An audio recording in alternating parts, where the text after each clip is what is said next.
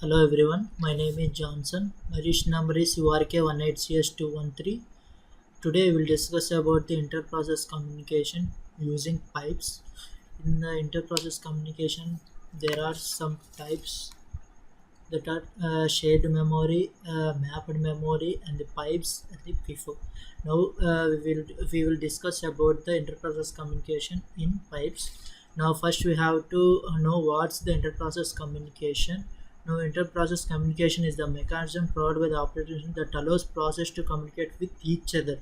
If it is the mechanism that want to communicate with each other. For example, if uh, if I want if I have called to my friend when if we want to communicate each other, there is a process between us to communicate. If I am talking to that person is listening and what I have telling to him, and if he talks to me, what he is talking, I can understand and I can give answer to him. This is the communication between each other. In this also, there is a inter-process communication to be performed in this operating system by different types of methods are there, but now we will discuss how the inter-process communication will be done by each other in the pipes. Now we will discuss. Now in this inter-process communication we can share the memory, we can share the data or transfer the data by each other. We can communicate by each other.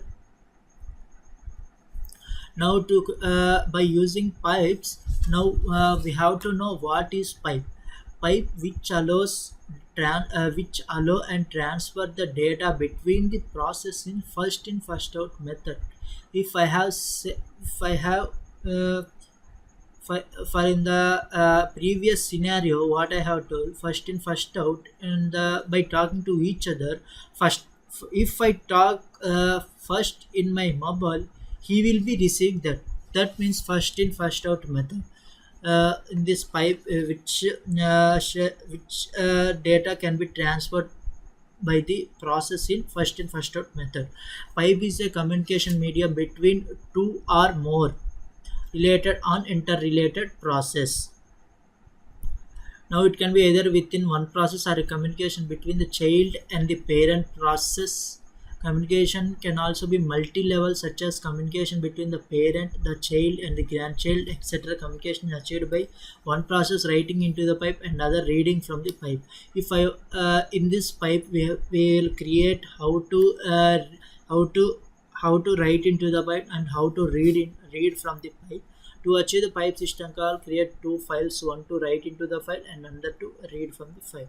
Now in this to achieve the pipe from system call, we have to perform the two operations. That is, we have to write into the file, and after the write into the file, that should be read. What I have write into the file, that should be read. Now first program we have discussed about the program to write and read to messages using pipe. Now for example, if I show some scenario.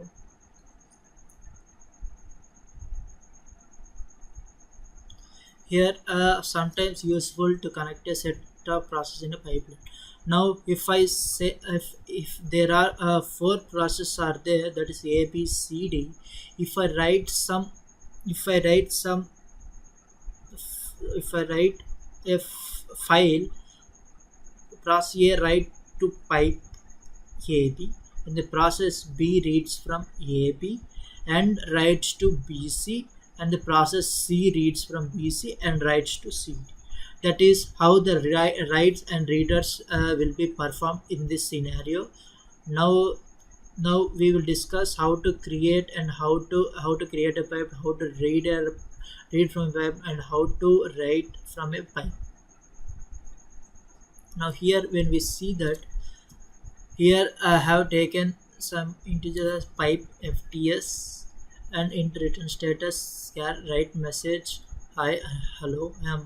This is the array declared with hi hello and the read message, and return statement pipe.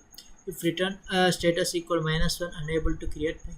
If I create a if I want to create a pipe, if it is an integer, then only I can create a pipe. If it is -1, then it will send a message as it cannot be created.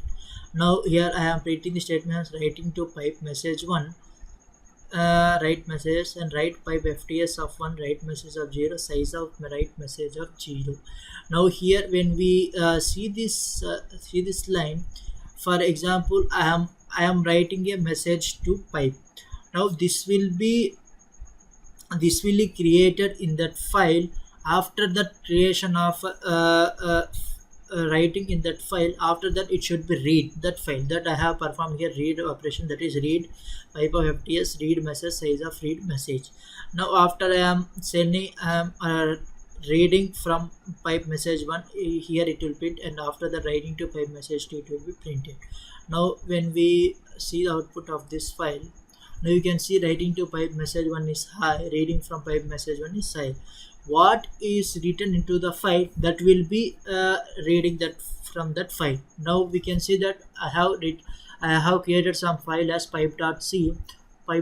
Now in this file I have written some message as high. Now if some user has read that file and opened that file and have read that information, has read as high. Now writing to pipe message 2 is hi, reading from pipe message 2 is hello. Now this is the program. This is program of how to write and read a message using pipe. Now next program is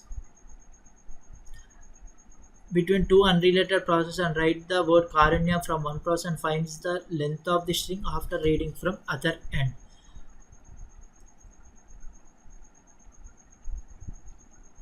Now when we see that program, now in the second program, unrelated process, in that if we write a word Karunya in the process, that should be find the length of that string in the end of that program. Now when we see this program, I have created written in this C language, and some libraries are established in this, and I have taken some variables as int ft, int end process, int string length, char read buff, char end string. In the I have created array ft equal to open FIFO file, create or write only. Now in this, if I want to write a word Karunya into the file, have first we have to open that file. I have created that file as FIFO open, and open create or write only. I have given some permission to that file. Now string copy and string end. Now here you have to enter the string to enter into the pipe. If I now when we see it will ask the user to enter the string to the pipe.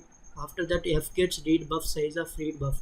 When we here in this, when we write a string, it will be sent into the buffer, and it will be read and the size of that buffer, and it will be occurring that the string of that length. And if read buff string of length is -1, then it will tell that it will be count string length 1, and it will be count. And end process string compare read buff end string. If when we compare that in the the buffer and the end string which I have entered is correct, then it will be come into this loop. If end process not equal to 0, then write fd read buff string length. If read buff and end string is not equal, then it will come into this, and you can modify that, write fd read buff string length read buff. Again I have entering again I have writing the string, and again the buffer will taken that string, and again it will send string into the pipe, and again it will calculate the length, and again it will show that read buffer is equal to end string or not. Then if it is equal, then it will print sent string and string length is. Now when we see the output, here we can see that first I have writing the message as Karunya into that pipe, reading from pipe message 1 is Karunya, writing to pipe message is hello, then reading from pipe message 2 is hello. This is for first program output. Now let's see the second program output. Here when we see the read and write operation have done in this, how the when we enter the string into that pipe. Now how the string length, how much we can find it. Enter the string to enter into the pipe. I have entered the string as Karunya. Sent string to the pipe is Karunya. Length of the sent string is 7. Now the Karunya string length is 7. Enter the string to enter into the pipe. Hello, I am Gokul. Sent string into the pipe is hello, I am Gokul. Length of the string to the pipe is 16. Enter the string to enter into the pipe. This is the output of this program.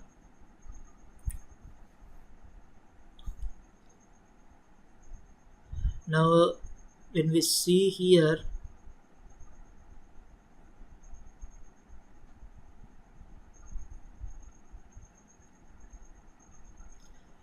this is the program how to write, how to send a string into the pipe and how to read that string length. This is all about this program. Okay, thank you.